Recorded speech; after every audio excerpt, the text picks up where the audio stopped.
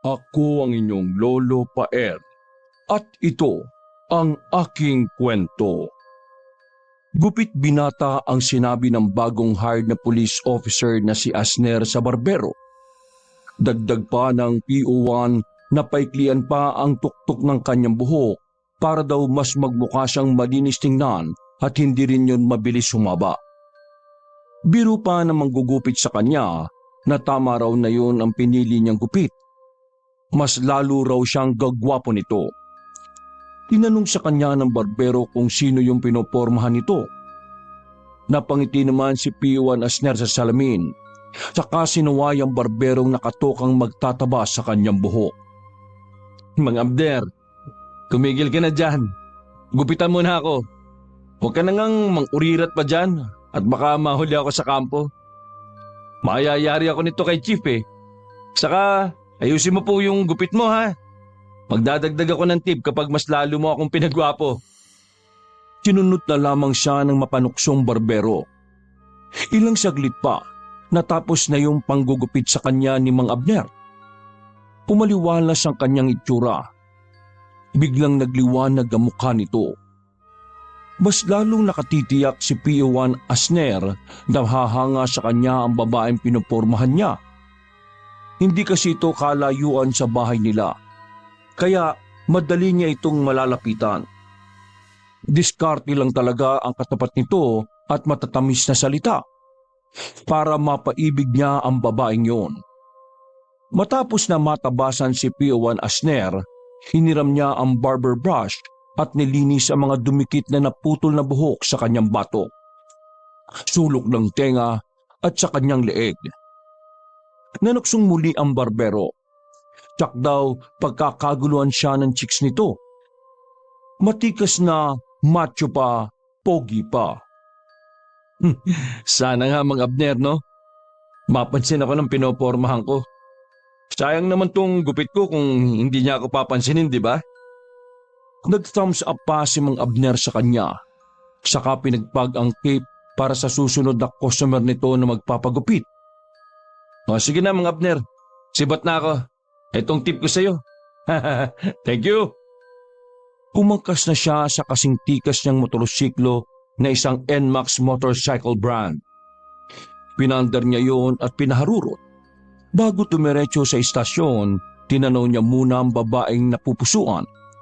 Tumipul-sipol pa ito sa bakuran ng babae para tawagin ito. Bumusangot siya nang hindi siya nilabas ng kanyang pinopormahan. Sayang naman yung porma ko. Pati itong gupit ko, ba yan? Hinimas pa niya ang pinaikling buhok. Siguro, babalik na lang ako mamaya. Baka mamaya lumabas na si Ganda. Papadyak na sana si PO1 Asner nang may inilawang babae sa bahay na yon. Nakatapis lamang ng tuwalya ang dibdib nito. At may nakabalumbong tuwalya din sa ulo. Sino yan? Sandali lang po. Naku, baka yan na yung naniningil ng pangay. Mabilis na sumilip si PO1 Asner sa side mirror ng motor niya. Inayos niya gamit ang kanang kamay ang medyo nagulong buhok. Nagpapogi pose pa siya roon bago hinarap si Bebot. Hello Ganda! Isang ngiti na kumislap pa sa sinag ng araw na sinalubong ng pulis ang babae. Naitirik naman ni Bebot ang mga mata. Ikaw na naman? Labas sa ilong na nanggagalaiti sa inis si Bebot. Umalis ka na nga dito. Ano ka ba? Baka mamaya may makakita sa atin dito eh. Bumusangot si PO1 Asner. Nagpipipilig ito ng ulo at nalungkot. Sayang naman tong gupit ko. Hindi yung man lang na-appreciate. Ay nako. Napayuko ang pulis. Dahil sa konsensya, napipilitang pinuri ni Bebot ang matinik na alagad ng batas. Oo na, pogi ka na. Pwede bang umalis ka na? Kumalukip-kip pa si Bebot at medyo tinarayan si Sir. Kararating ko lang tapos papalisin mo na kaagad ako. Grabe ka naman sa kapugian ko. Mapreskong hinawi pa nito ang bagong tabas na buhok. Che, ewan ko sa'yo. Bilis, di ba may duty ka pa? Magsasabay pa ako ng panty ko eh. tirik na tirik ang araw. Sayang naman kung hindi ko may sampay ang mga yun. Malokong napangiti si Asner. Anong kulay ng panty ba ang gusto mo? Pink ba? Bibilang kita. Hinirikan muli ng mga mata ni Bebot si Asner. Saka pinuri ulit kasunod ang pagtaboy nito sa binatang pulis. Sobrang pogi mo naman, Asner. Oo na, sige na. Alis ka na. Wow labas sa ilong. Pero sige, ako sasabihin ko sa iyo ang totoo. Ikaw naman ay sobrang ganda mo. Wala kang katulad. Bebot ng buhay ko. Oh ha? Nagpapogi points pa si Asner sa babae. Halata namang nangamati sa magkabilang pisngi ni Bebot. Sige, ako naman. Siyempre, hindi ako magpapatalo sa iyo, no? Ano bang sekreto mo? Bakit napakapogi mo naman? Hindi na umimik ang pulis na may suot na nakakaakit ng ngiti. O, ganyan ba ang mga gusto mong mga banatan? Inirapan siya nito. Pinormahan muli ni P.O.1 Asner ang babaeng ayaw magpatalong bumanat ng mga linyahang nakakakilig. Nagpapogi na lamang siya muli dito habang si Bebot ay nginitian pa siya lalo. Kumikiringking na ang babae sa kanya. Pogi, ayoko ng baril na nasa bewang mo. Gusto ko yung matigas talaga. Ayan ang gusto kong baril, oh. Bumaba ang pilyang mga mata ni Bebot sa nakaumbok sa kanyang pantalon. Napangiti ng nakakaloko si P.O.1 Asner. Nagpalinga-linga siya at magtatangkang halikan ng babae ngunit umiwas agad ang babae nang mapagtanto nitong may asawa na ito. Ay, ano ba ginagawa mo? Nagpalinga-linga rin si Bebot. Natatakot ito na baka may mga marites sa paligid na pag-uusapan sila. Baka mahuli sila ng mister nito o di kaya na may magsumbong ng mga tsismoso at tsismosa. Alam mo ba na may asawa ko? Kunwaring napakunot ng noo si Asner. Ha? May asawa ka na? Sa mukha mong yan na parang baby face? Kasunod niyang pambobola sa babae na mas lalo lang nag-alburuto ang pisngi sa kilig. Nagiinit na ang mukha nito sa sobrang pamumula.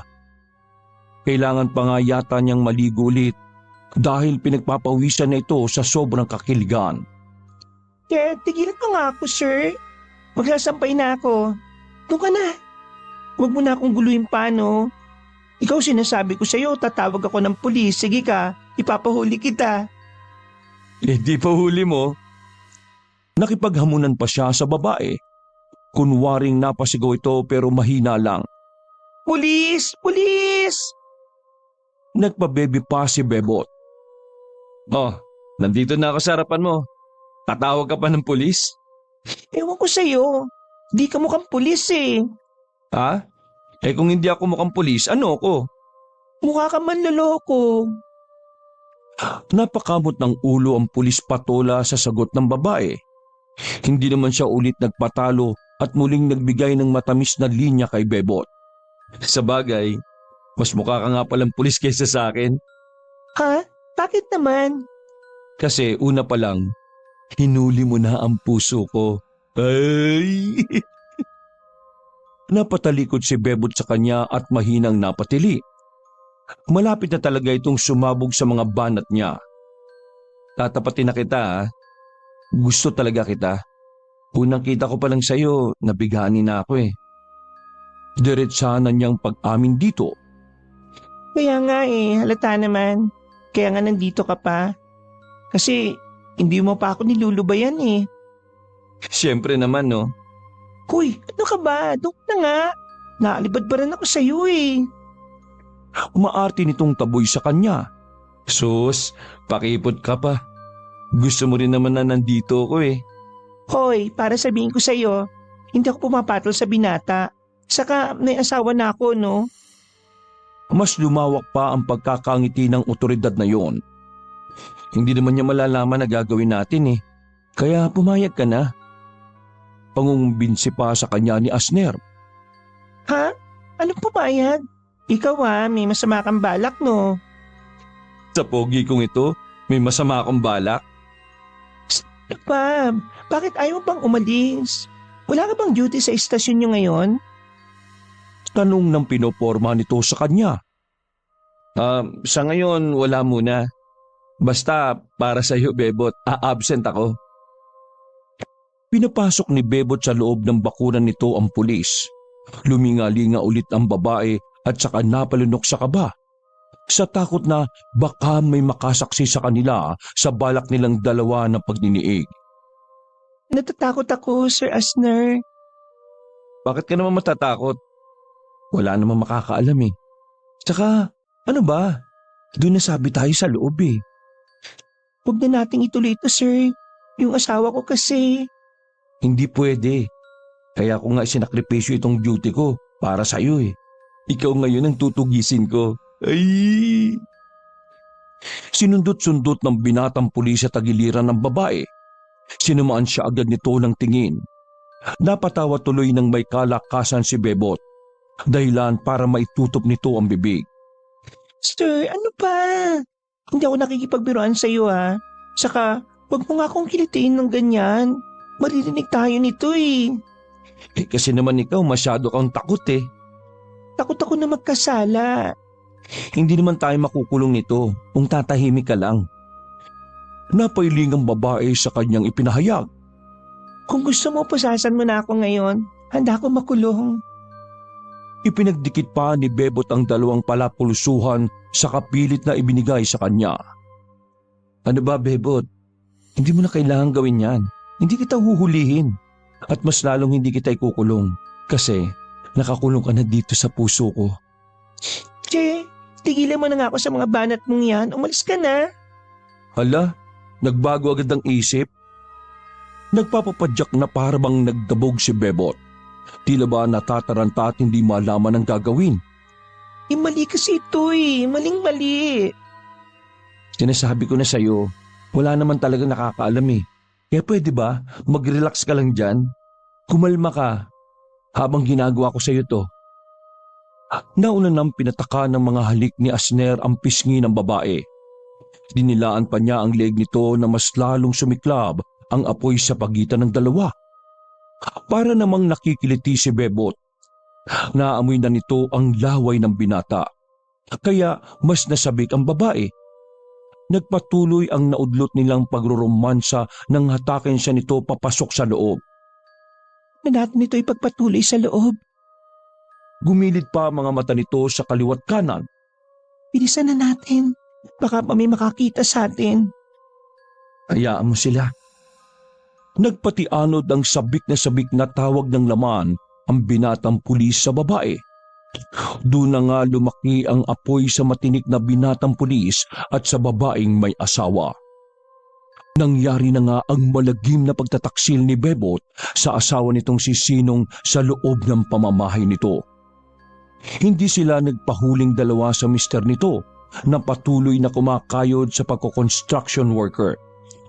Walang kaalam-alam si Sinong na patuloy na ikinukulong ng profesional na tagahuli ng masasamang loob si Bebot.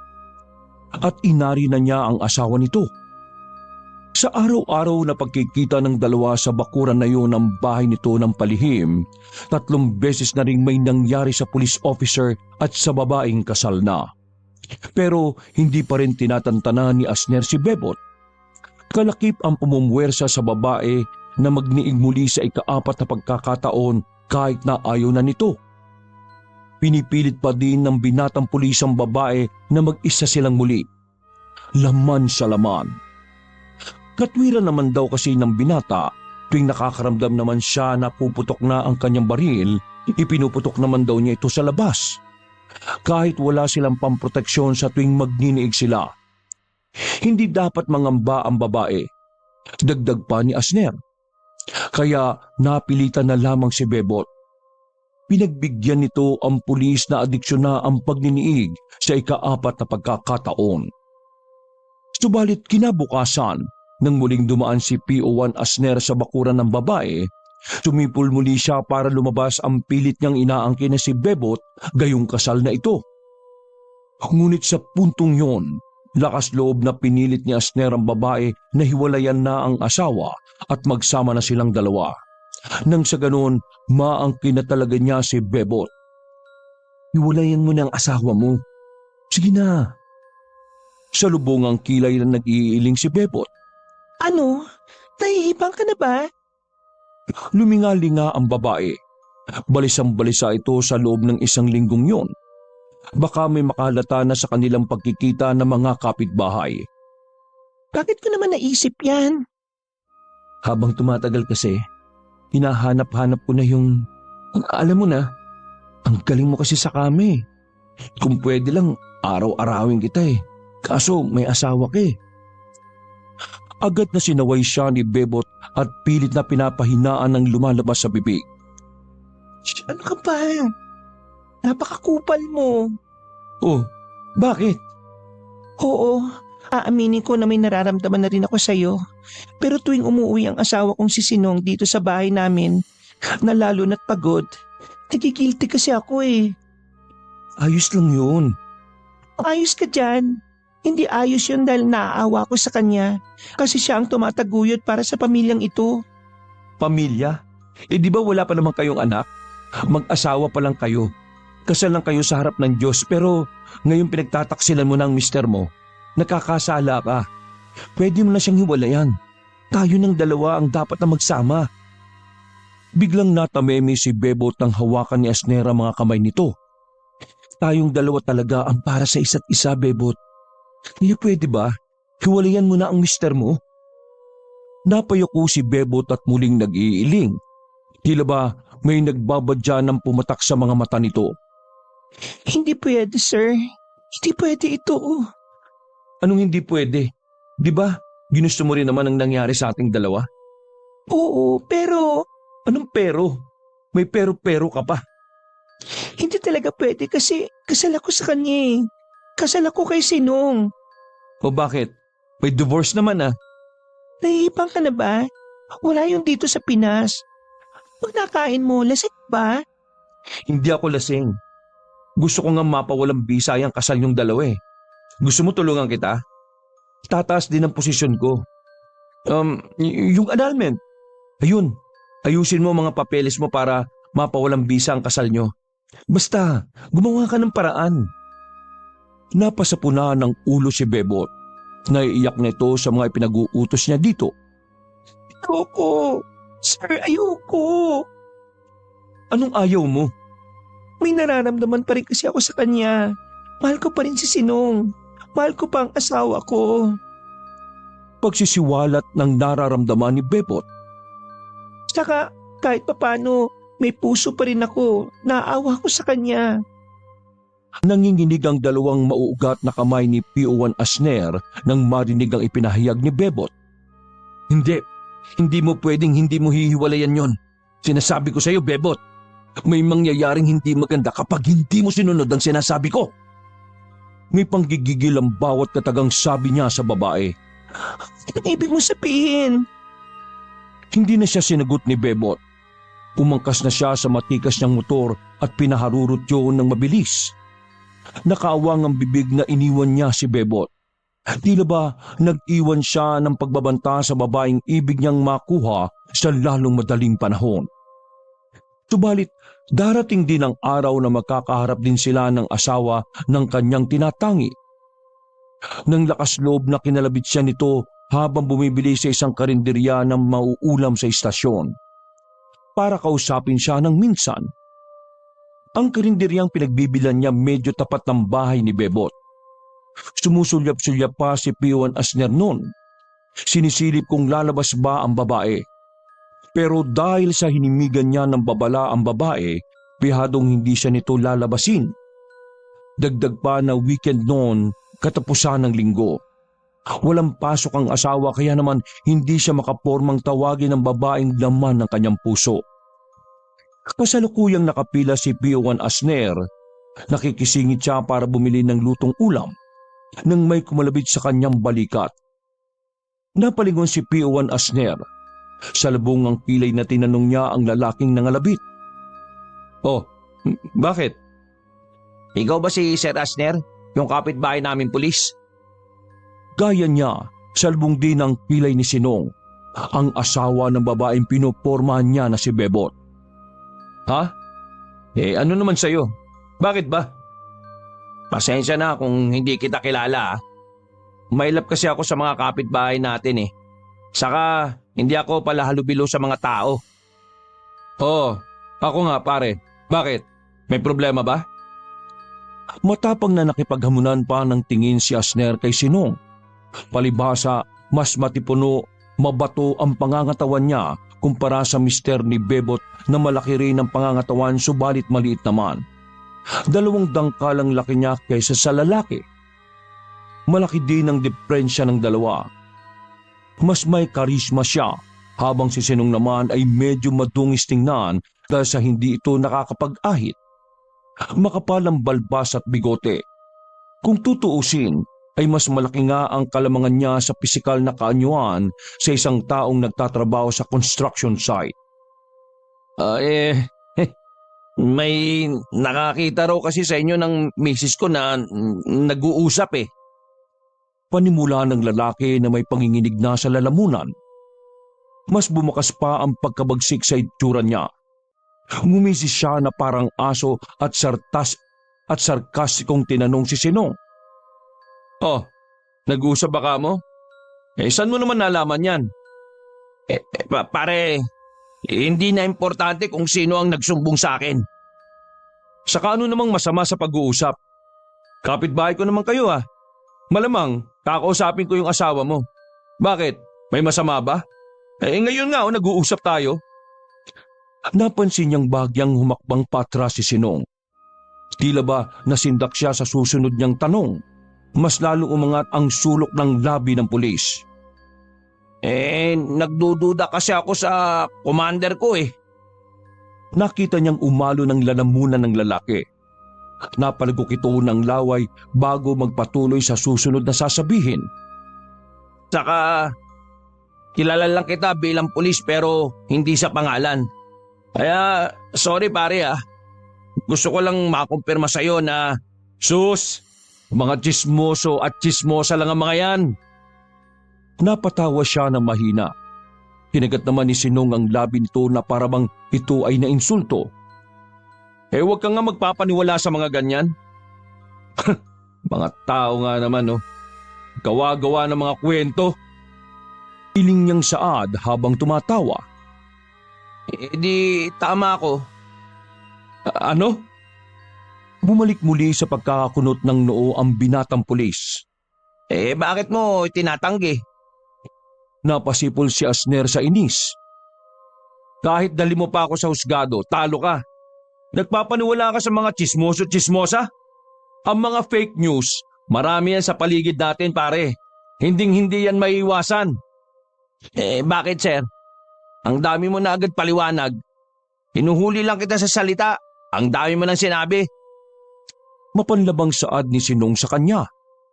Hindi naman tumigil si P1 Asner at iginiit na wala talaga siyang alam sa sinasabi nito. Kailangan may matibay kang ebidensya sa lahat ng mga paratang mo sa akin. Susugod-sugod ka dito tapos pinagbibintangan mo na ako? Sir, hindi naman kita pinaparatangan eh. Nagtatanong lang ako sa inyo. Nagtatanong ginigiit mo yung sayo? Parang galit ka po yata, sir. Kinukumpirma ko lang po sa iyo lahat ng naririnig ko. Opo, may respeto po ako sa iyo. Isa kang respetadong pulis pero sana naman po, irespeto mo rin po ako. Kasi isa lang din po akong asawa na nag-aalala kung may lalaki na po ba siya. Bakit sa akin ka lumalapit? Tapos sinatanong mo ko kanina. Aba, ayos ka rin Ibig sabihin, ako talaga yung pinaghihinalaan mong kabit ng asawa mo, ganun ba? Nagtaas na siya ng boses, dahilan upang kagyat na umangat ang magkabilang balikat ng lalaki sa gulat. Nagsialisan tuloy ang mga customer sa karinderyang yon, sa takot sa kanya. Sa paritono niyang boses na animoy boses ng buhala. Sinuway na sila ng matamang tindera pero hindi pa rin matinag si Asner sa pakikipagtitigan kay Sinong. Sir, uminahon ka muna. Hindi! Sinimulan mo, tatapusin natin to dito. Gusto mo to, di ba? Ang sa akin lang naman, sir. Tumigil ka na! Kung hindi... Umailan lang ang tili ng matamang tindera ng karinderyang yon. nang bumunot ng baril mula sa bewang si Asner. Ikinasan niya ang delikadong bagay na yon at itinutok sa mukha ni Sinong. Sir, huwag mo naman palakihin pa ito. Ikaw ang nagpapalaki, kumag ka! Inilabas pa ni P.O.1 Asner ang dila nito na parang si Cardo sa amprobinsyano.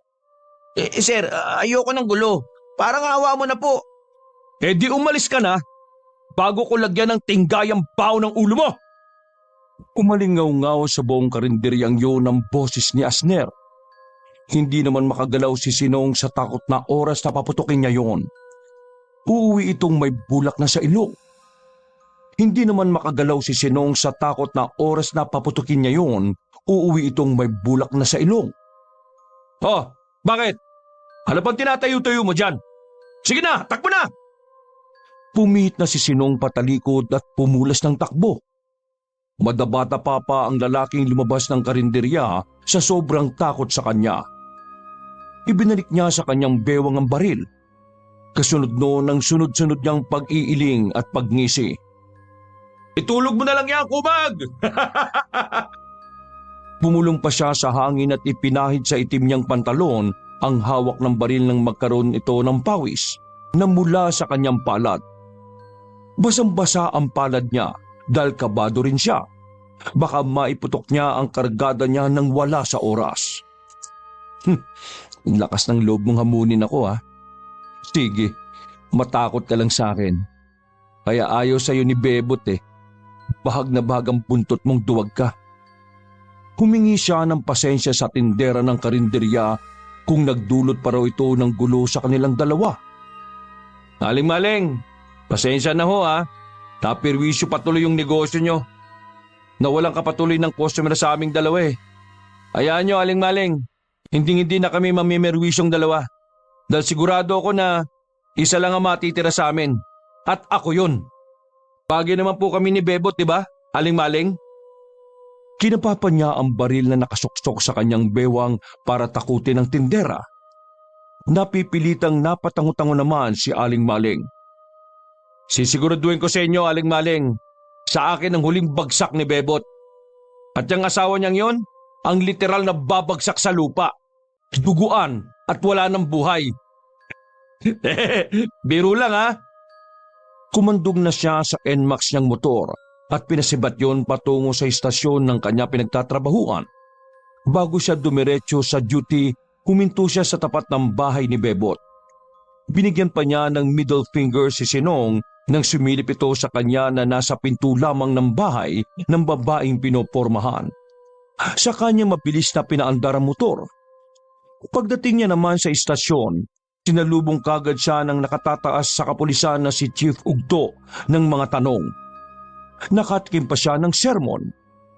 Maliban sa late na siya sa duty, simbilis ng kidlat na nakarating na doon ang balita ang nangyari kanina sa karinderya. May nakarating sa aming report na nakipag-away ka raw sa kapitbahay mo. Totoo ba yun? With all due respect, sir, saan mo naman po nasagap ang ganyang klaseng balita? Yes or no lang ang hinihingi kong sagot sa iyo. Pero sir, tila yata nahawa ka na sa Sinong na yun, ha? Nagpapaniwala ka din sa maling chismis. No more excuses, P.O.1 Asner. Answer me directly. But sir, karapatan ko rin po magtanong sa iyo kung saan o kanino mo po nasagap ang ganyang klaseng balita. Hindi po ako bayolenteng tao, Chief. Talaga ba, P.O.1 Asner? Umugong ang bulong-bulungan sa loob ng istasyon. Para bang hindi sang-ayon ng kasama niya na hindi raw ito bayolente. Kilala kasi siya sa loob ng presinto na tungkulin ito sa kapulisan bilang siga. Maangas at madaling mapaaway. Madaling uminit ang ulo kapag kontra sa kanya. Kung sino man ang tumaliwas, agad niyang dedepensa ng sarili kahit na siya ang mali. Kahit mababa pa lang ang ranggo ni P.O.1 Asner sa kapulisan, takot na ang ibang may mataas na posisyon dahil sa mga weirdo niyang kilos na naninindak. Isa pa, madilim din ang kanyang presensya na kapag magalit, pihadong pangingilagan ng kahit na sino. Dahil sa mga bulong-bulungan na kanyang narinig, isa-isa niyang nilisikan ng mga mata ang mga kabaro. Tila ba nagbabanta? Sa paraan pa lang ng pagkakatitig niya sa mga kasamahan, para bang mangangain na siya ng buhay. Diretso at matikas na nag-chest out ang mga kasamahan niya sa istasyon at kunwaring bumalik sa kanya-kanya nitong mga pwesto.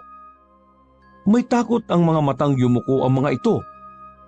Nangangamba na ang mga ito kung anong maaari niyang gawing iskandalo.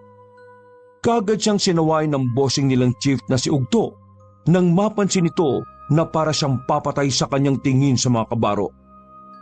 Asner, sa akin ka nga tumingin.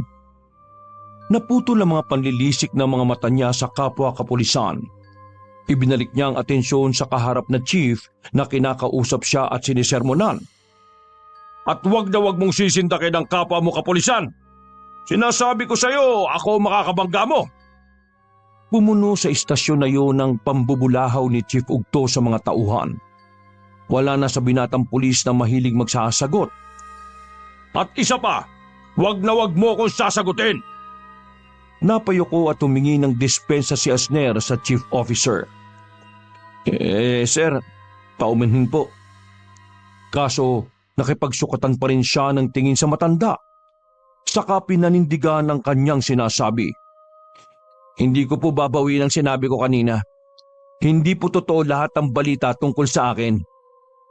Tinanggal ni Chief Officer Ugto ang Pershing cap. Napakamot na lang ito sa bumbunan sa katigasan ng ulo ng isa sa hawak nitong tauhan. Kabago-bago pa lang, Di Guzman, pero ganyan pa rin ang ugali mo. Ito ang tandaan mo, Di Guzman. Yang ugali mo ang magdadala sa iyo sa kapahamakan. Kapag pinilit mo ang hindi naman nararapat na sa iyo, pihado akong madadali ka, bata. Tinanong ulit siya ni Chief Ugto. Isa lang ang hinihingi kong sagot sa iyo, Di Guzman. Totoo ba yon na tinutukan mo ng baril ang iyong kapitbahay? Na ginamit mo ang bakal mong armas sa taong wala namang kinalaman sa magiging operasyon natin? Nang hindi makatugon agad si Asner, tininghalan na siya ni Chief Ugto. Ano? Sagot! No po, sir! Pinantayan niya ng taas ng boses ang chief.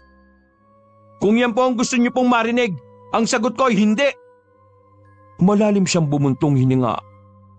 Kapagkadakay, ibinalik niya ang masamang tingin niya kay Chief Ugto. Papanindigan ko ang sinabi ko. Pulis ako. Ang tungkulin ko, ang baril ay armas na ginagamit sa proteksyon para sa naapi at para dumepensa. Lumapit si Chief Ugto kay PO1 Asner. Binulungan pa siya nito sa puno ng kanyang tenga. Alam mo naman pala bakit mo ginawa? Para namang nagpantig ang tenga ng binata, sinagot niya muli ito. Sir, Chief, hindi nga po ako nagsisinungaling. Bakit ayaw niyong maniwala? Pumalatak si Chief Ugto. Nakarinig pa siya sa isa niyang kabaro na may relasyon na daw sila ng asawa nung tinutukan niya ng baril. Dahil doon ay mas nag-init ang ulo ni Asner at pinagbalingan niya ang kasama niya sa istasyon na nagsabi noon. Gago ka, ha? Maigpit niyang pinitsiraan ng kabaro niya na police officer 1 din gaya niya. Huwag kang makisali dito, ha? Palibasa sip-sip ka eh. Ano? Gusto mo lang tumaas ang ranggo mo? Kaya nakikisawsaw ka, ha? Enough, Di Guzman! Malakas na boses na utos ni Chief Ugto kay PO1 Asner. Sabi kong bitiwan mo si Espiritu, Di Guzman! Dagdag pa nitong maotoridad na utos. Patulak na binitiwan niya ang lukot na kwelyo ng uniforme ng kabaro. Tinanggap na lamang niya ang susunod na sermon sa kanya ng chief. Ganyan ba ang ugali ng isang pulis? Ang maging maangas? Pinatunayan mo lang na kinain mo na rin ang sinabi mo kanina na hindi ka bayolente.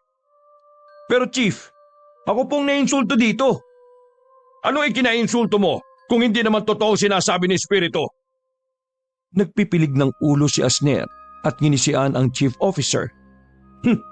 Palibasa, may pinapanigan po kayo, sir eh. Huwag po kayong one-sided, chief. Ba't sasagot ka pa, ha? Sasagot po ako kung nasa tama ako. Eh kung isuspindi kaya kita kagad-agad. Parang yelong naniga sa kinatatayuan si PO1 Asner nang marinig yun mula sa chief. Biglang natanggal ang kaangasan niya at kapreskuhan nang pinagbantaan na siya nitong aalisin sa katungkulan. Chief, wag po. Kailangan ko po ang tsapa ko at baril. Sige po, nangangako po ako na hindi ko na po ulitin ang lahat ng kagaguhang ginagawa ko. Dinuro siya nito sa mukha at napakagat ng labi. Ayusin mo ang attitude mo, Di Guzman, kung ayaw mong matanggal sa posisyon. Tandaan mo, bagito ka pa lang. Kaya lumugar ka kung saan ka dapat lumugar. Nagkakaintindihan ba tayo? Chief, sagot! Yes, sir! Pasigaw na tumugon si Asner. Motoridad na pinabalik na sila sa kanya-kanyang duty matapos ang mahabang sermon sa kanya ng chief. Sinundan niya ng masamang tingin ng kanyang boss hanggang pumasok sa opisina. At gigil na napakuyom ng kamao. May araw ka rin sa akin, panot ka. Piping pangako niya sa sarili. Kinabukasan din ng gabi pagkatapos ng araw ng duty ng mga kapulisan, in-approach siya ng kasamahan na pinitsaraan niya kahapon. Humingi ito ng paumanhin sa nagawa nitong pangingialam. Dahil sa panggagatong nito sa kanilang chief para mas lalo pa siyang pagginita nun. Pasensya na kahapon, kabaro ha. Kung nakisingit pa ako sa inyo ni Bossing, dapat hindi na ako nakialam sa inyo eh. Umiral kasi itong pagiging pakialamero ko. Kaya itong bibig ko talagang ito. Aray! Mahinang tinapik ni PO1 Betong ang bibig. Hindi, ayos lang yun, kabaro. Ano, tara, shot! Tumangulang si Asner dito at hindi na inimik si Betong. Inakbayan pa siya nito. Nagtatampo ka rin ba, Di Guzman? Kabaro pa rin kita ha. Sorry na. Di bale, libre na lang kita ng drinks. Ano bang gusto mong tagay? Sige. Yung Hinebra. Gusto ko magpakalango sa alak. Bad trip talaga ako kahapon pa eh. 2 beses kasi nasira ang araw niya kahapon na bit-bit-bit-bit niya hanggang ngayon. Una, nang kumprontahin siya ng asawa na kanyang tinatanging si Bebot. Pangalawa, nang maputukan pa siya ng kanilang chief bossing na si Ugto at kamuntikan ng mawalan ng tsapa at matanggal ng selyo ng baril. Sige ba, sisiw sa akin ng 2 case. Sisiw sa akin ng 2 Hinebra. O tara, doon tayo sa bahay namin. Doon tayo mismo sa bakuran ko. Pag-aaya ni Asner kay Betong na kapwa niya Police Officer 1. Nag-inom nga silang dalawa. Nagkwentuhan ng tungkol sa pamilya hanggang sa mapunta na sa pag-ibig. Parang nililipad na ng hangin ang kanilang utak nang malulunod na yun ng alak. Hanggang sa may biglang inamin si Betong kay Asner habang tumatagay ng bote ng Hinebra. Eto para, alam mo ba, may natitipuan ako eh. Nakaka-6 na kasi ito na tagay. Pinagsunod-sunod pa ni Betong ng bote ng serbesa. Imbis na Hinebra, birang kanilang ininom. Pinagsunod-sunod pa ni Betong ng bote ng serbesa dahil sanay na sanay ito pagdating sa inuman. Hindi ito nagpapatalo sa kung sino mang lasinggero sa kanto. Laklak kung laklak. Nag-cruise ang magkabilang kilay ni Asner. Dala ng kurisidad, tinanong niya ang kabaro kung sino ang ginugusto nito. Sino ba? Lunod na sa alak si Betong. Tinatamaan na rin si Asner pero humihinga-hinga na lang siya at nagpipilig ng ulo para di siya masakop o tablan ng kapangyarihan ng alkohol. Binuksan ni Betong gamit ng bottle opener cup ang isang bote ng serbesa. Saka yung tinungga. Inubos, sinimot. Walang tinira, ni patak. Bago siya nito sagutin na unti-unti nang bumabaliko ang dila. Hindi ba, sabi mo wala ka namang gusto doon sa asawa ni Silong? Ano nga bang pangalan nun? Yun. Bebot. Ikaw na tumanggi kahapon kay Chief na hindi kayo nag-uusap, di ba? Naningkit ang mga mata ni PO1 Asner. Dumigay muna siya bago magtanong. Bakit naman, kabaro? Gayong nalalasing, kinakabahan pa rin siya sa maaaring isagot ng kapwa niya kapulisan. Talaga? Walang nangyayari sa inyo? Hinampas-ampas ni Betong ang lamesa kung saan nakalagay ang mga bote ng serbesa. Nalaglag ang 2 bote at nabasag yon.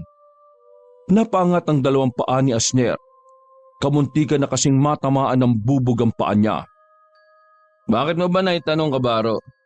Ano bang kinalaman ng natitipuan mong babae tungkol kay Bebot? Hindi totoo ang chismis na nahuli kayo. Ganon? Naitirik na lamang ni Asner ang mga mata sa kakulitan ng Kabaro. Unti-unti nang tinutubuan ng inis sa ulo ang binata. Hindi nga sabi. Bakit ba? Kasi gusto ko si Bebot. Gustong gusto ko siya.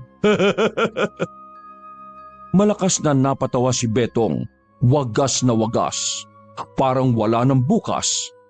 Dahil doon, mas umigting ang init ng ulo ni Asner, hanggang sa mag-init yon hanggang sa maging galit. Anong sabi mo? Si Bebot? Si Bebot ang gusto mo? Napahawak siya ng maigpit sa leeg ng bote ng serbesa.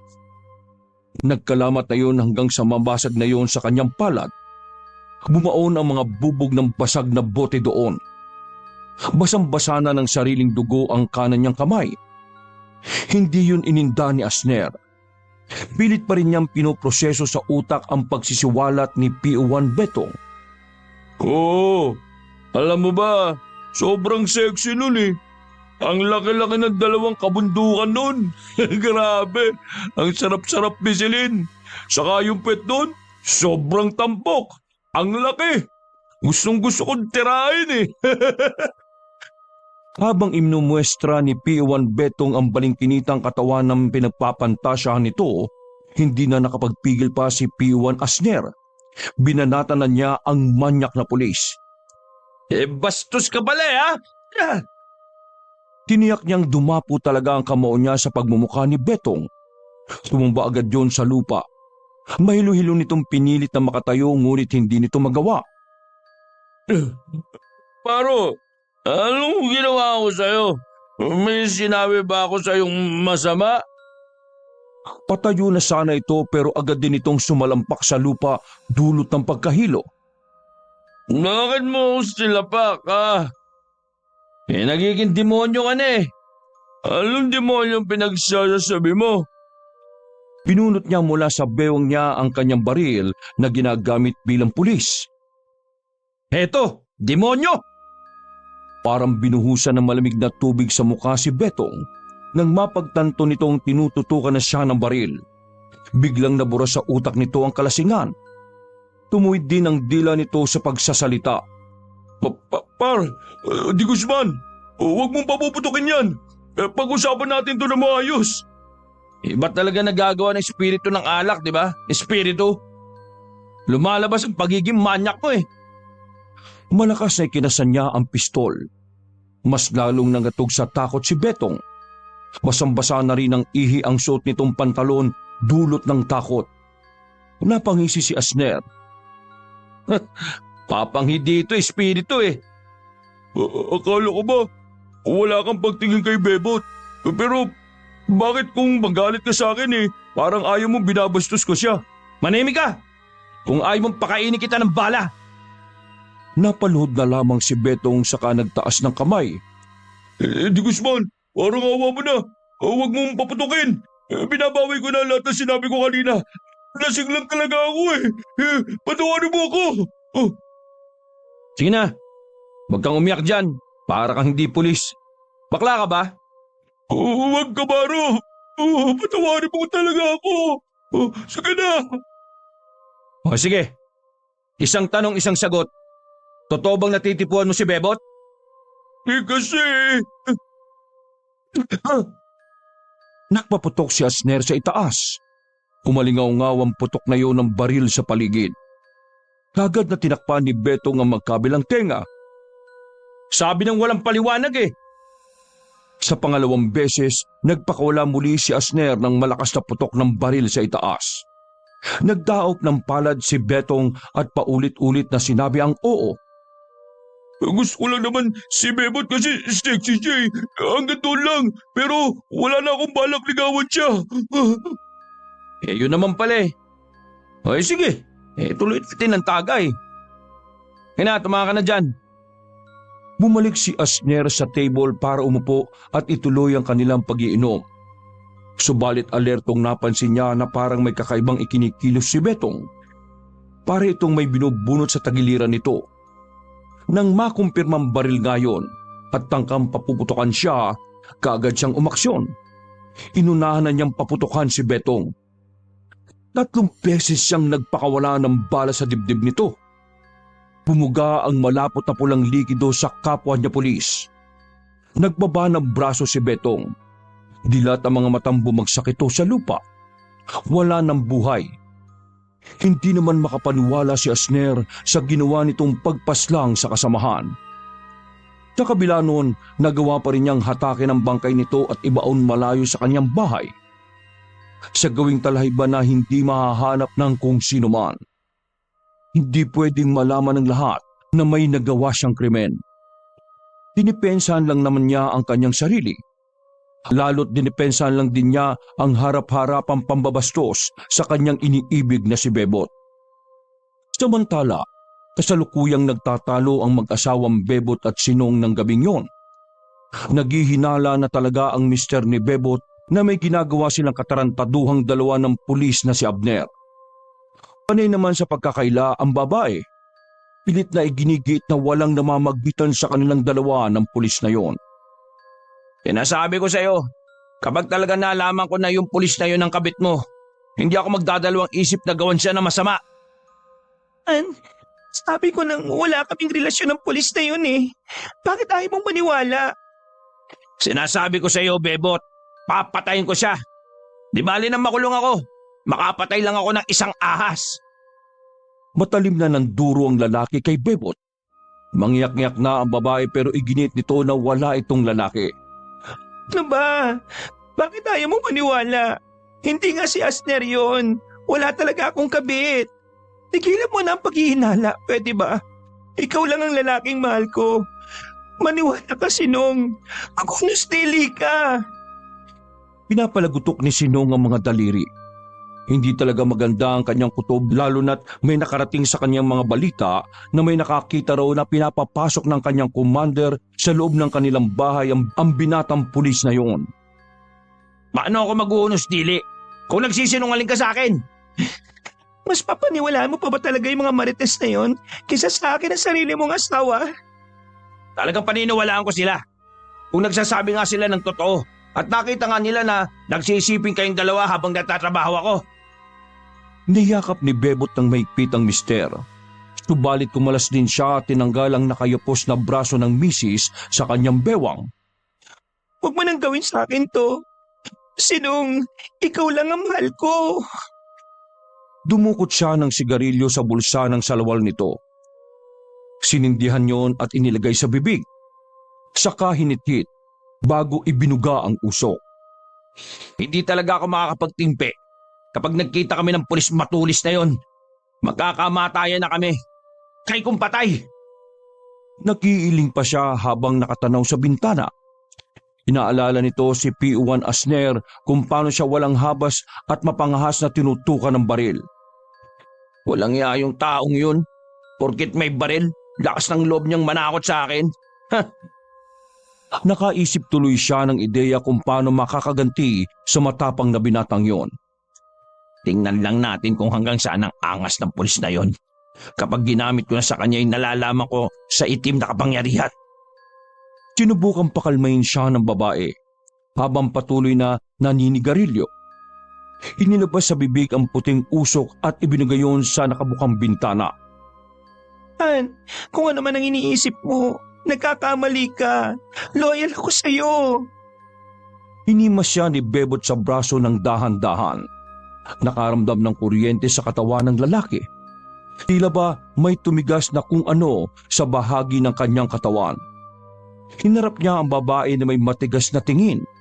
Kahit anong gawin itong panlilibog sa kanya, hindi na yun uubra. Halatang pinagtataksilan talaga siya ng misis. Siguraduhin mo lang, Bebot. na nagsasabi ka sa akin ng totoo. Hindi ka lang nagkasala sa akin. Nagkasala ka rin sa pinangakuan nating Diyos. Sinasabi ko talaga sa'yo. Ha! Nag-angat ng kaliwang kamay ang babae bilang panunumpa. Pangakuhan, wala talaga. Wala talaga akong ginagawang kasalanan. Hindi pa rin nagbabago ang kanyang ekspresyon, gayong nanumpa na ito sa kanya. Ay naku naman mahal, Sinong. Halika na, kumain na nga tayo. Bumalik na tayo sa pagkainan. Lumalamig na ang hapunan natin, oh. Dinadupuan pa ng langaw. Sinasabi ko talaga sa'yo, gagamitin ko talaga ang mga nalalaman ko kapag nalaman kong totoo mga chismis. At isa pa, sino bang maniniwala sa pangako mo? Kaliwang kamay ang ginamit mo sa panunumpa. Ingot ka rin eh. Bumalikwas ng lingon sa kanya ang misis. Nanlalaki ang mga mata nito nang mapagtanto kung ano ang maaring gawin ng mister.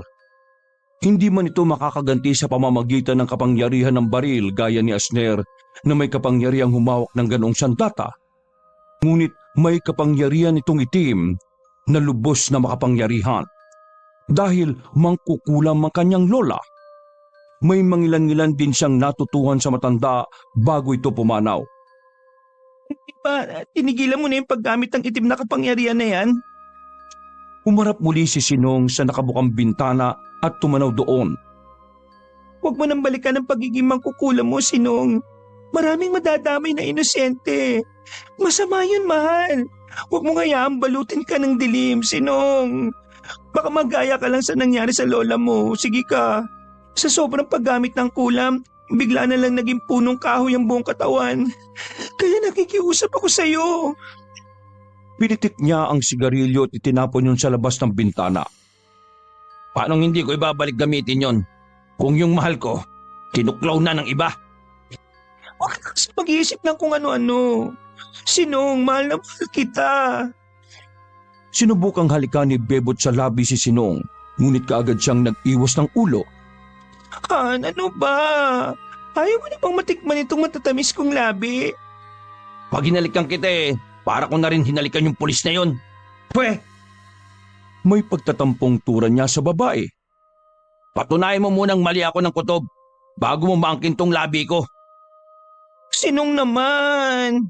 Hindi kita kailanman kakausapin. Hindi kita kailanman papansinin. At mas lalo lang lalayo ang loob ko sa'yo kapag naalaman ko sa kulam na niloloko mo ako. Teka, Sinong. Anong gagawin mo? Napalunok si Bebot ng laway sa kaba. Huwag mong sabihin na gagamitin mo ang mga nalalaman mo para matuklasan na niloloko kita? Oy, bakit? Natatakot ka ba? Nakipaggamunan siya sa misis. Hindi makatingin yung itim na mata ng babae sa kanya ng diretsyo. Halatang takot ito. Nanginginig pa ang mga daliri. Huwag mo nang gawin yun. Natatakot ako na baka maging punong kahoy ka rin. Natatakot ka para sa akin? O natatakot ka na malaman ko ang totoo? Napamulagat si Bebot. Doble ang panlalaki ng mga mata nito kumpara kanina. May mga namuuding butil-butil na pawis sa mukha nito. Hindi ko na yata kailangan gumatin ng kulam CCTV lang malalaman ko na pinagtataksilan mo ko. Halatang halata sa iyo Kabit mo yung pulis na yon. Nakailan na kayo ha? Anong nakailan? Huwag kang mataranta. Ilang beses nang may nangyari sa inyo ng pulis na yon. Bigla na lamang nagpapalaho ng iyak si Bebot. Sinagot na siya ng diretsyo nito sa takot nito sa pagsinghal niya sa asawa. Apat na! Apat! Malutong at malalakas na napamura si Sinong. Masasapak na sana niya ang misis ngunit pinigilan niya ang sarili. Ayaw niyang makasakit ng babae. Gusto niya man itong sumbatan sa lahat, ngunit tinitimpi na lamang niya ang nagpupuyos na damdamin. Iwalayan mo yung lalaking yon. Kung hindi, papatayin ko siya sa kulam. Maliwanag!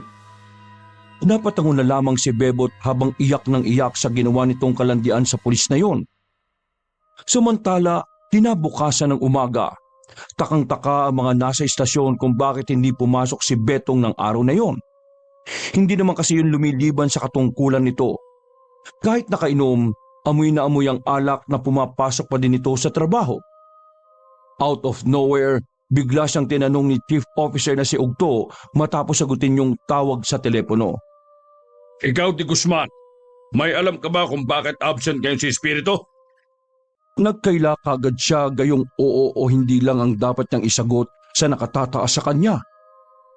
O sir, ako na naman ang pinagbabalingan nyo. Sir, wala po akong alam. Yan, natataranta ka na naman, Di Guzman. Hindi yan ang hinihingi kong sagot sa'yo. Eh bakit ba kasi sir lagi ako yung tinatanong ninyo? Wala naman akong kinalaman sa pagkawala ni Espiritu eh. Hindi pa naman siya totally nawawala. Wala pa naman 24 oras eh. Isa pa, huwag ka kagad guilty. Kaya inom mo yan ng kape.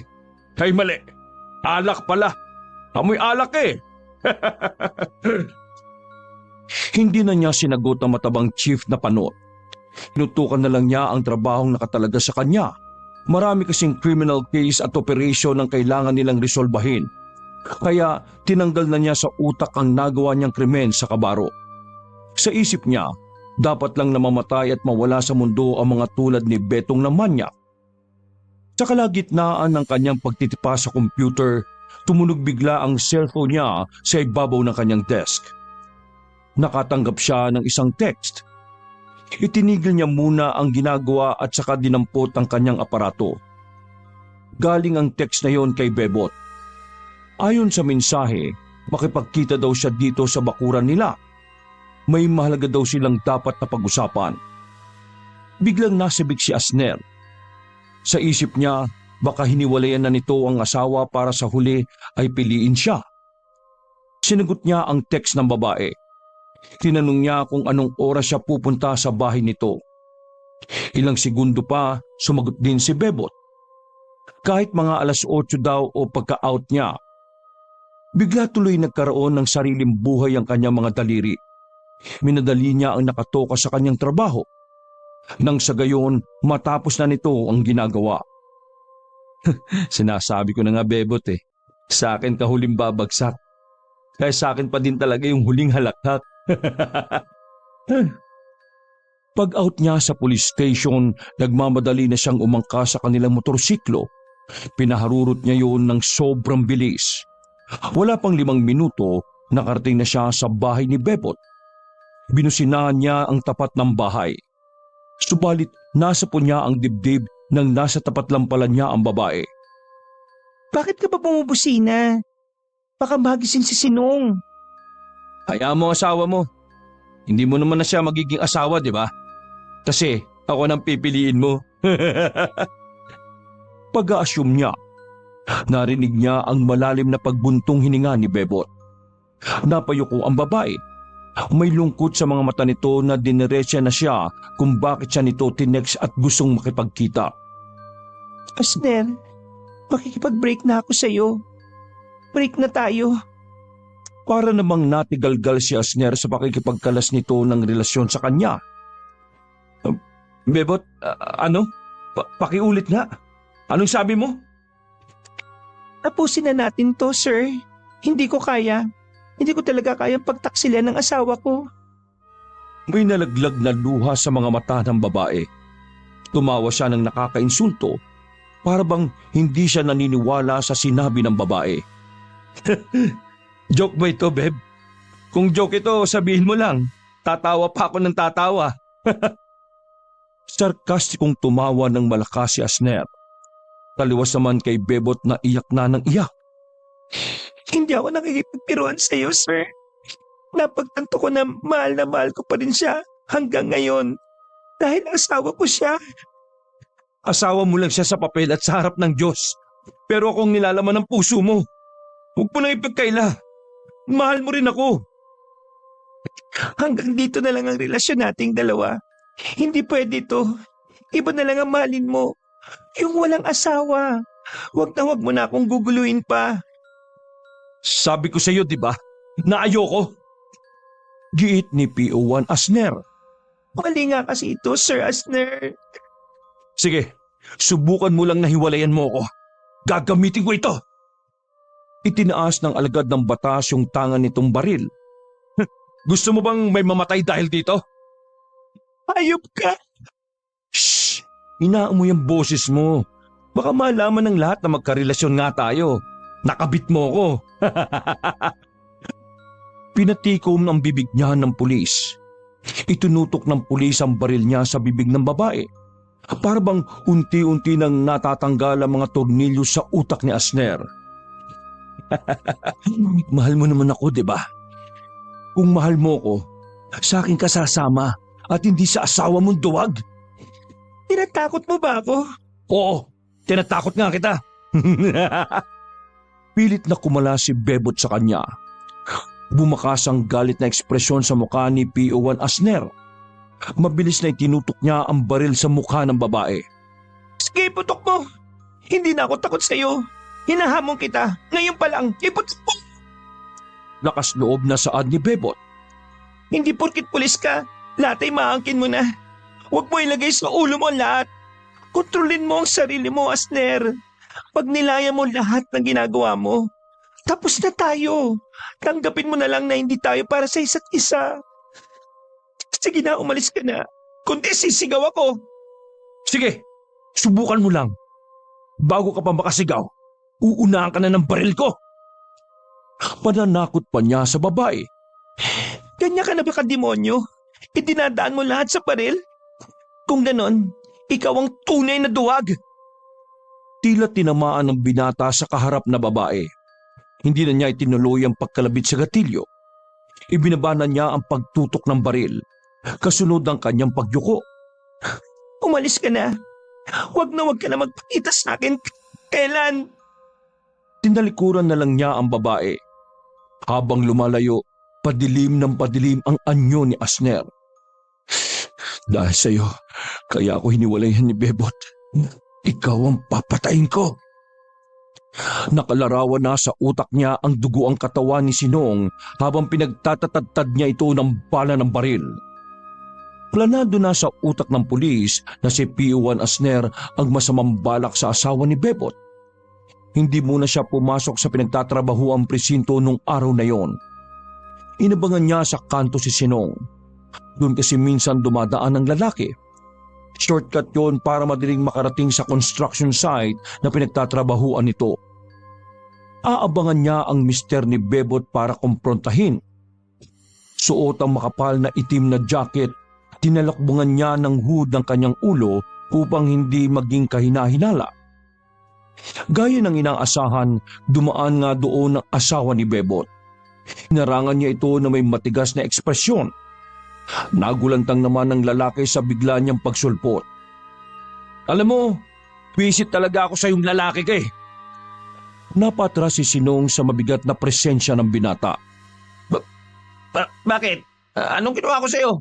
Tsaka, kanina ka ba dyan? Teka, inaabangan mo ako dito? Huwag ka ng maraming satsat. Dahil sa yung lalaki ka, nasira kaming dalawa ni Bebot. Nakipaghiwalay na sa akin si Bebot ko. Dahil sa pagsisiwalat ni PO1 Asner, nabawasan ng karuwagan sa katawan ni Sinong. Nanggaling na mismo sa kanyang sariling bibig na may namamagitan nga sa kanila ng asawa nito. Gago ka pala eh. Asawa ko yun eh. Malamang hihiwalayan ka talagang hayop kang hinayupa ka na demonyo ka. Lakas ng lobong sisihin kung ahas ka. Nagpupuyos na ang damdamin nito sa galit sa kaharap. Dapat nga sa inyong kumakabit sa mga asawa ng may asawa. Sinusunog ng buhay eh. Unti-unting binabalatan para masaramdam niyo yung sakit ng pinagtaksilan. Nagtagi sa mga ngipin ni Sinong sa galit. Gigil na gigil ang mga kamay nito na ikinuyong na ang mga kamao. Bumabaon pa sa palad nito ang mga matatalas na kuko. Hindi niya ramdam ang sakit noon dahil kaharap niya ang dumidemonyo sa asawa nito. Panahon na nga siguro para gamitin ko yung nalalaman ko sa itim na kapangyarihan. Magsasambit na sana ng kakaibang lingwaheng Latin ng lalaki pero nagsalita siya ng pagbabanta. Nakatakas sa pokus nito ang bulong ng kulam sa babala niya. Siguro ito na nga ang oras para wala na akong karibal sa babaeng minamahal ko. Teka, ano ba talaga pakay mo sa akin? Naudlot ang mga lingwaheng bulong nito para atakihin ang katawan ng binata.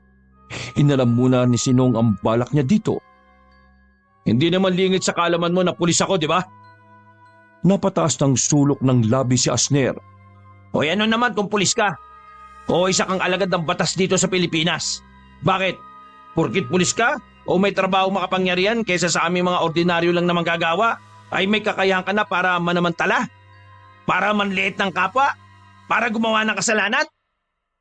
Wala akong pakialam sa nararamdaman mo. Ang gusto ko lang, mapasa akin si bebot ko. Hindi lang 2 sungay mo. 3 pang hinayupa ka. Kapal ng mukha mo. Mangiyak-iyak na si Sinong sa galit. Hindi makapal ang mukha ko. Makapal lang tong puso ko. Kasi ngayon lang ako nagmahal sa tanang buhay ko. Hindi ko pa to naramdaman noon. At sa may asawa ka pa talaga nagmahal? Kasalanan mo eh. Oh, Fred, anong ginawa kong kasalanan sa'yo? Ikaw mismo ang kasalanan. Dahil ikaw ang pinakasalan ni Bebot. Hindi ka naman niya talaga mahal eh. Ako ang mahal niya. Mariin niyang saad kay Sinong. Patuloy lang sila na nagbabatuhan ng mga linya. Walang awat hanggat hindi nahuhupa ang galit na nararamdaman ng 2 lalaki sa isa't isa. Bakit? Ipapakulo mo ba ako? Dahil ako ang pinakasalan ng asawa ko? Yun eh. Ikaw, kung sino man Poncio Pilato ka, pulis ka lang. At wala kang puwang kung bahagi man lang sa buhay ng asawa ko. Kung meron man hayop ka, oo, hayop ka sa buhay namin. Tumigil ka na. Mas hayop ka pa sa hayop. Porke nasa katungkulan ka, may baril, akala mo kung sino ka na? May pakangil ka lang dahil pulis ka at ginagamit mo ang pagkapulis mo para pagpan ng mga kasalanan ninyong mga hinayupa kayo. Sabi ng tumigil ka na eh. Dahil nagpapantig na ang tenga ni Asner. Dahil sa gigil nito, hindi na nakapagtimpi pa ang binata. Binunot niya mula sa kanyang likuran ng baril. Ikinasa nito ang baril at pinaputukan si Sinong sa balikat. Hindi man lang nakaporma ang lalaki. Agad na sinapo ni Sinong yung duga nitong balikat sa pagkagulat. Nanlaki ang mga mata nito at galit na binalingan ng binata. Demonyo ka! Kampong kanisat! Ah! Isa pang putok ang pumailan lang sa buong paligid. Tinamaan naman sa kanang balikat si Sinong. Ano? Magsasalita ka pa? Oras na magsalita ka pa. Piyadong sa ulo mo na tatama ang susunod na balang pakakawalan ko sa'yo. Umulong na ng itim na kataga si Sinong para pasakitin gamit ng kulam ang binatang pulis. Ngunit dahil hinang-hinana sa tinamong bala ng baril, hindi na nito may mukha ang bibig. Wala na lang itong nagawa kundi pumihit pabalik. Mabilis itong pumulas ng takbo. Sigaw ito ng sigaw. Baka sakaling may makarinig dito. Tulong! Tulungan niyo ako! Saka! Kagad na bumulagta sa lupa si Sinong. Dilat ang mga mata. Nanginginig pa ang katawan nito. Kumikibot-kibot pa. Binaril pa niya muli sa bao ng ulo ang lalaki. Pinusundan pa yon ng makailang ulit na pagbaril hanggang sa tuluyang malagutan nito ng hininga. Eh di ngayon natahimik ka na.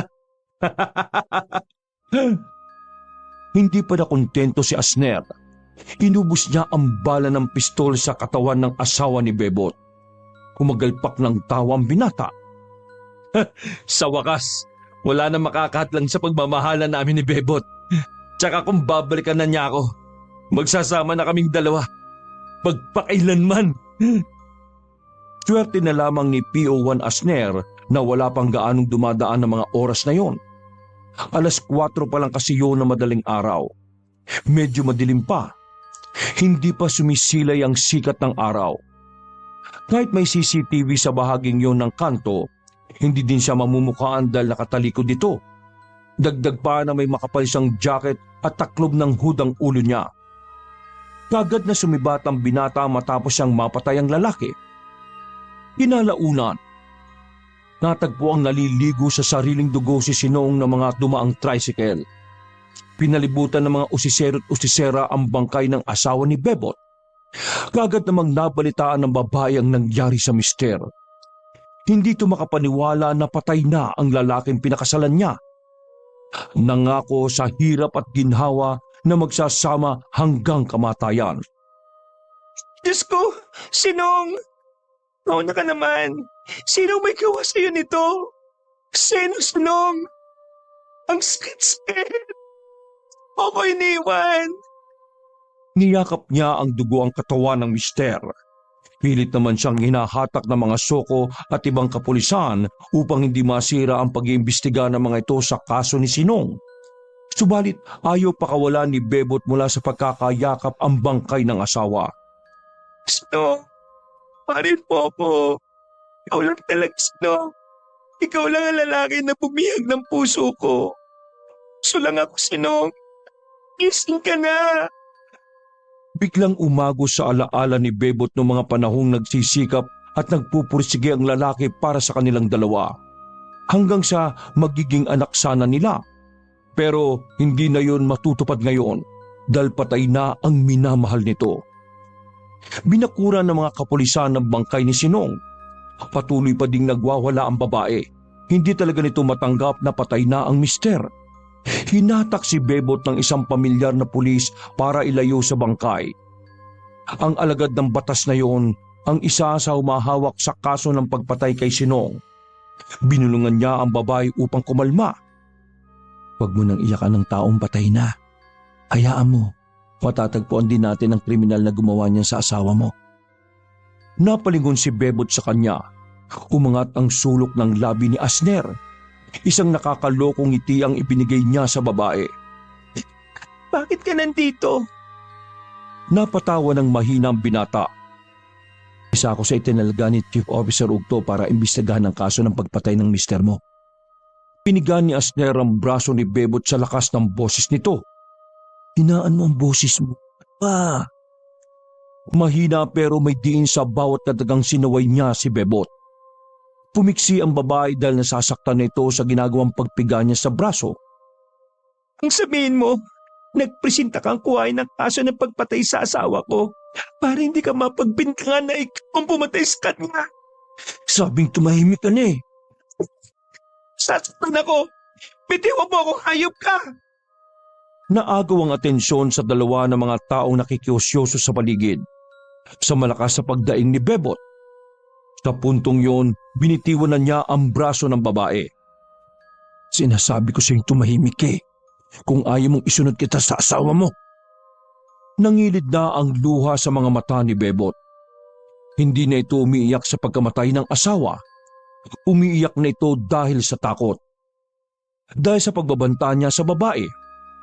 Tiningnan siya ng masama ni Bebot. Nanlilisik yun. Sa tingin na yun, parang papaslangin na siya nito. Ngayong wala na ang asawa mo, Bebot. Magsasama na tayong dalawa. Sinong, kaysa sa iyong demonyo ka! Kinapa niya ang bagay na nakasuksok sa kanyang bewang. Kagad napansin ni Bebot ang weirdo niyang ikinilos. Oh, anong gagawin mo sa akin? Patayin mo din ako! Sige, patayin mo ako! Shh! Ano ba? Sinabing tumahimik eh.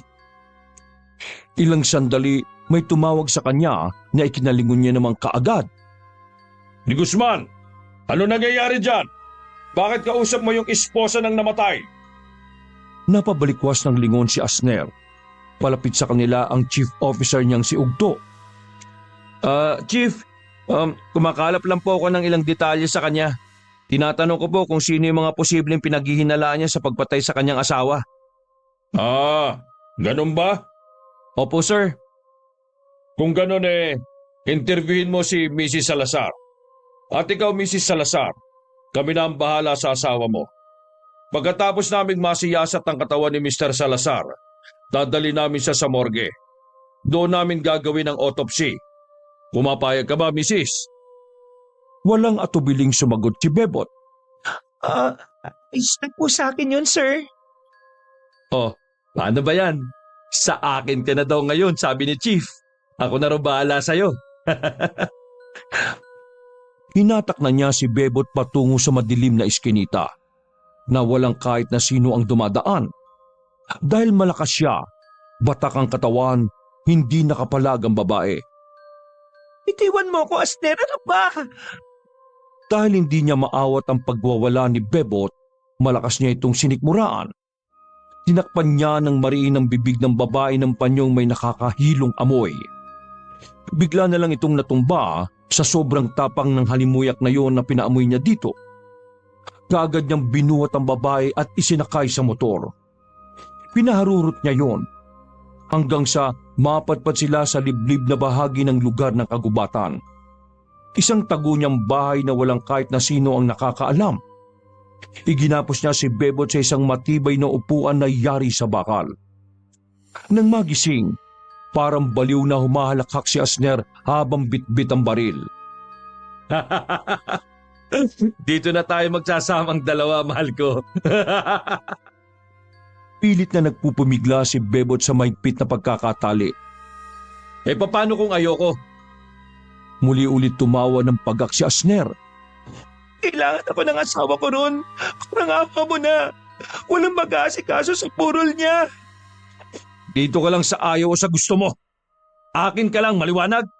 O kung gusto mo, uubusin ko ang laman nito sa katawan mo, ha? Bagong karga pa naman ito ng mga bala. Ano, gusto mo? Idinikit niya ang malamig na bagay na yun sa sentido ng babae. Wala ka talagang puso at lamang loob. Paano mo natin na pumatay ng tao, ha? Pasinghal na tanong ni Bebot sa kanya. Ngiting-ngiti lang ang demonyong baliw na pulis. Simple lang. Dahil pulis ako at may baril ako. Kayang-kaya ko kayong pagpapatayin anumang oras na gustuhin ko. Isa pa, kayang-kaya kong baliktarin ang lahat laban sa akin. Malabo na makulong ako dahil ako ang umahawak ng kaso sa taong pinatay ko. Ha? Naging hungkag na ang tawa niya. Pilit namang iginagalaw ni Bebot ang katawan nang sa ganon makaluwag-luwag ang palapulsuhan nito sa sobrang higpit ng pagkakatali. Kriminal ka! Isa kang kriminal na pulis! Mamamatay tao! Tumahimik ka! Natuliling na ang tenga niya sa kaingayan ng babaeng kanyang binihag. Kaya idinikit niya ang malamig na nguso ng baril sa sentido ni Bebot. Nanlalaki na lamang ang mga mata ng babae na umaagos na ang mga butil-butil na luha. Mukhang tatanggapin na nga lang nito ang kapalaran sa kamay ng demonyong pulis. Huwag kang papalag! Huwag na huwag kang gagawa ng ingay kung hindi... Ha? Anong nangyayari sa akin? Unti-unti ay nagkakaroon na ng mga butlig-butlig at pantal sa mga braso ang binata. Gumagapang yun patungo sa kanyang mukha. Inalis din niya ang kanyang uniformeng pampulis. Maski ang sando nito. Naindik siya ng pumuno ang pantal at maliliit na butlig na yon sa kanyang katawan. Pero ang mas inatake o pinupuntirya talaga sa kanya ay yung kanyang mismong ari. Sobra-sobrang pangangati na nararamdaman niya sa maselang parte ng kanyang katawan. Gusto niyang kamutin yun ng kamutin hanggang sa mawala yun. Sino may gawa nito sa akin? Ikaw ba? Ha? Kinula mo ba ako? Ang kate! Ang kate talaga sobra! Marahas na kinamot ni PO1 Asner ang malambot niyang baril sa pagitan ng kanyang mga binti. Nagsusugat-sugat na yon, pero wala siyang pakialam. Ang importante, maibsa ng pangangating nararamdaman niya. Hindi.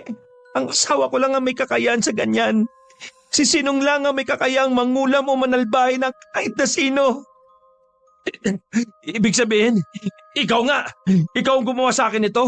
Kasi tinuruan ka ng kumag na yun kung paano mangulam? Hindi nga sabi ako. Sinungaling ka talagang babae ka! Dapat lang sa'yo to! Dinampot ni PO1 Asner ang baril na nalaglag niya sa sahig. Wag! Wag! Tangkang kakalabitin na niya ang gatilyo pero kagad na may kumagat sa kamay nito na isang delikadong insekto.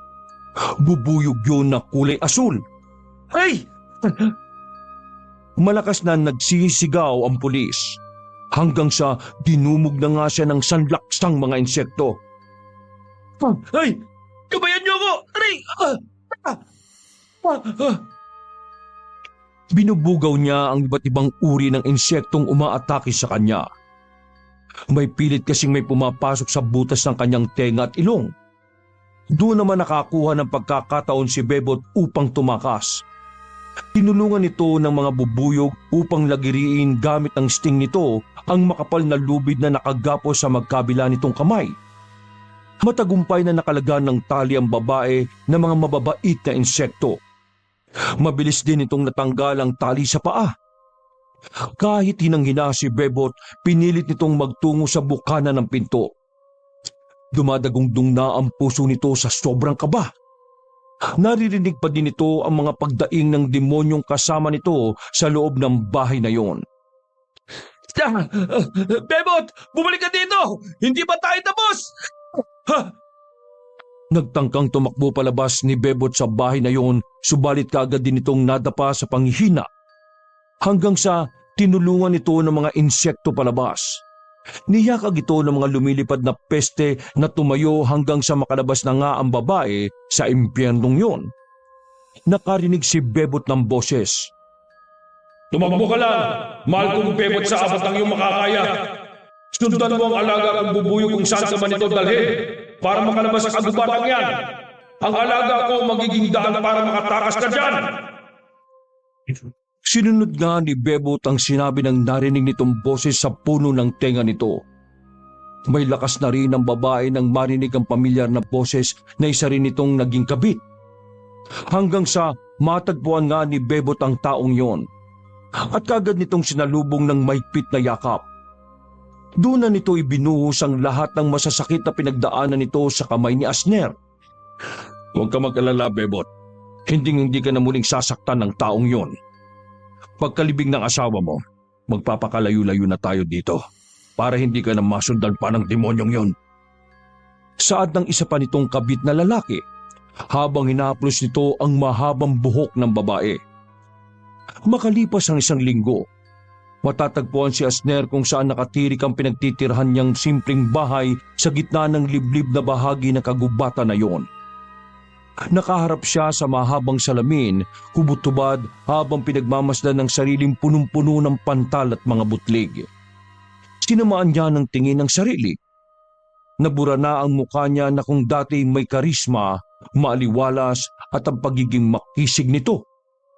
Napalitan niyo ng pangit na pangangatawan at nakadidiring mukha. Magbabayad ka, Bebot. Sisingilin kita sa ginawa mo sa akin. Dapat hindi na lang kita minahal kung ito lang pala ang isusukli mo sa akin. Sa gitna ng puot niya sa sarili kaharap ang salamin, bigla na lamang napalitan ng refleksyon niya ng ibang tao. Tumambad sa mahabang salamin na yun si Bebot. Kasama ang isang pamilyar na matabang lalaking panot na nakaunipormeng pampulis.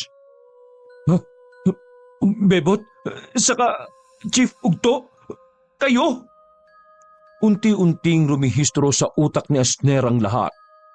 Napagtanto niya na may relasyon pala si Bebot sa matandang chief officer na yon na si Ugto, ang taong namparang sa kanya. Mga hayop kayo! Ikaw, Bebot! Napakalandi mo! Akala ko ako lang ang kabit mo! Yan din palang matandang panot na yan! Mga kutong kupal kayo! Dahil sa galit, dinampot niya sa ibabaw ng kama ang kanyang baril. Makailang beses na pinaputukan niya ang dalawang nasa salamin. Naglikayo ng malakas na pagkabasag. Nagdurog ang salamin hanggang sa magkapira-piraso. Nakarinig naman ng boses babae sa puno ng tenga si Asner. Isa yung makapangyarihang kataga na nanggaling mismo sa boses ni Bebot. Nagpaputok muli siya sa salamin hanggat hindi nahuhupa ang kanyang galit sa kanyang natuklasan. Pero ilang sandali pa bumugas siya ng malapot na likido. Sumukas siya ng dugo. Nagbaba siya ng tingin at tiningnan maigi ang kanyang tiyan at dibdib. May mga nakabaon doon na samot-saring bala na yari sa tingga. Ang lahat pala na pinakawalan niyang bala ng baril sa salamin ay sa kanya mismo napupunta. At ang ginawang pangungulam sa kanya ay ang tinatawag na kulam sa baril. Walang kaalam-alam si Asner noong mga sandaling yon na nabihag siya ni Bebot. Palihim na palang dinadasalan ng babae ng kapangyarihang itim ang kanyang baril. Oras na magpaputok siya ng baril na yon, sa kanyang mismong katawan yon mapupunta o maibabaon ang mga bala. Parang lantang gulay na bumagsak ng patihaya ang pulis. Bulagta siyang nawalan ng buhay. Ang babaeng kanyang iniibig na mayroon ng asawa, maliban sa kanya na kabit nito ay meron pa din palang isang kabit na pulis na mas mataas nga lang ang posisyon kaysa sa kanya. Bukod sa mataas na nga ang posisyon nito kaysa sa kanya, wala pa siyang kalaban-laban sa isang kabit ni Bebot na mangkukulam dahil ang chief officer na si Ugto ay isang matinik palang mambabarang. Wakas! Ako ang inyong Lolo Paer.